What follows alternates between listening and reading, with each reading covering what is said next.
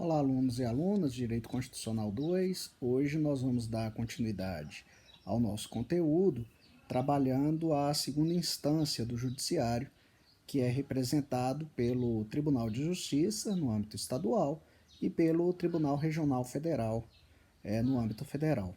Como nós já vimos, no âmbito federal, o Brasil é dividido em regiões, e essas regiões elas não coincidem com as regiões geográficas do nosso país.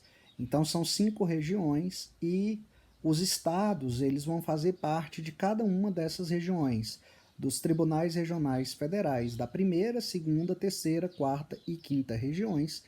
Lembrando que Minas Gerais faz parte da primeira região, do TRF da primeira região. Os membros dos tribunais regionais federais, como também os membros dos tribunais de justiça e do Distrito Federal, são denominados de desembargadores. No âmbito do Tribunal Regional Federal é o desembargador federal, no âmbito do Tribunal de Justiça é o desembargador. O acesso aos cargos é dado tanto pela promoção, né, e nós já vimos os critérios de promoção, que são antiguidade e merecimento, e, portanto, uma parte desses tribunais é formada por juízes federais no âmbito do Tribunal Regional Federal, juízes estaduais ou juízes de direito no âmbito do Tribunal de Justiça. E outra parte é formada por advogados e membros do Ministério Público. E aqui a regra é do artigo 94 da Constituição, que trata do quinto constitucional. Então, 1/5 das vagas dos tribunais regionais federais e dos tribunais de justiça são estabelecidas ou são determinadas, né, para advogados e membros do Ministério Público alternadamente. Então, como é que funciona? Quando abre uma vaga por aposentadoria ou qualquer outra razão ocupada por um membro da advocacia, abre-se então o processo eleitoral para a escolha dessa vaga, para a ocupação dessa vaga. Faz-se primeiro uma eleição na OAB, no caso do Tribunal de Justiça, na OAB do Estado.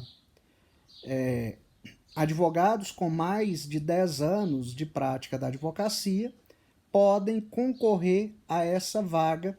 Eles entram numa lista. A OAB, então, ela vai escolher 6 nomes nessa lista.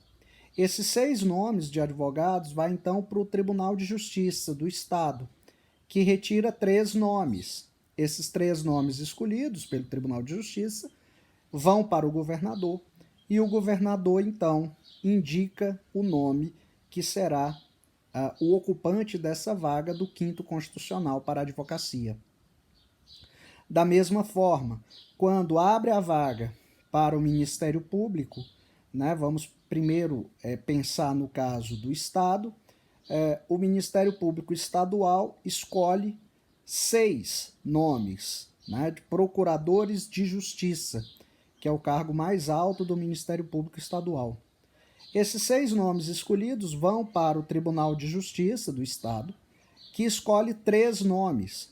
E esses 3 nomes, então, vão para o governador do Estado, que vai escolher o nome a ocupar essa vaga. No âmbito federal, é semelhante. Abriu a vaga da advocacia, o Conselho Federal da OAB vai fazer uma eleição, escolhendo 6 nomes de advogados que atuam naquela região.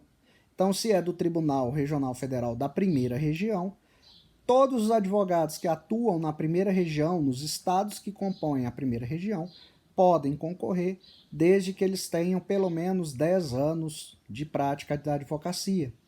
Esses 6 nomes escolhidos pelo Conselho Federal da OAB vão para o Tribunal Regional Federal da primeira região, que escolhe 3 nomes. E esses 3 nomes escolhidos irão para o presidente da República, que vai escolher o nome. Quando a vaga é do Ministério Público, aí o Ministério Público Federal escolhe 6 nomes de procuradores da República. Esses 6 nomes vão ser escolhidos, vão para o Tribunal Regional Federal respectivo, O Tribunal Regional Federal escolhe 3 nomes e esses 3 nomes vão para o presidente da República, que escolhe um nome.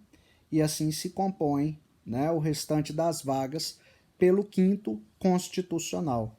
E aí nós temos a composição, né, tanto do Tribunal de Justiça, no âmbito do Estado, quanto dos tribunais regionais federais, no âmbito da União, da Justiça Federal, da Justiça da União. Né? O judiciário ele goza de alguns direitos, né, e de algumas vedações. Esses direitos e vedações estão estabelecidos no artigo 95, né, 95 da Constituição. Diz ele: os juízes gozam das seguintes garantias: vitaliciedade, que no primeiro grau só será adquirida após 2 anos de exercício, dependendo a perda do cargo nesse período de deliberação do tribunal a que o juiz estiver vinculado, e nos demais casos de sentença judicial transitada em julgado, inamovibilidade, salvo por motivo de interesse público, na forma do artigo 93.8, e irredutibilidade de subsídio, ressalvado o disposto nos artigos 37.10 e 11, 39, parágrafo 4º, 152, 153.3, 153, parágrafo 2º, 1. Além disso, o juiz tem algumas vedações, algumas proibições que estão estabelecidas no parágrafo único do artigo 95. Diz ele: aos juízes é vedado exercer, ainda que em disponibilidade, outro cargo ou função, salvo uma de magistério. Então, os juízes não podem exercer outro cargo ou função, a não ser uma de magistério. Receber a qualquer título ou pretexto custas ou participação em processo. Dedicar-se à atividade político-partidária e receber a qualquer título ou pretexto auxílios ou contribuições de pessoas físicas, entidades públicas ou privadas, ressalvadas as exceções previstas em lei. E ainda exercer a advocacia no juiz ou tribunal do qual se afastou, antes de decorridos 3 anos do afastamento do cargo por aposentadoria ou exoneração. E aí nós temos, então, os direitos, mas também as vedações do Poder Judiciário. Então é isso, pessoal, e na próxima aula, né, nós vamos retomar o nosso conteúdo. Até lá!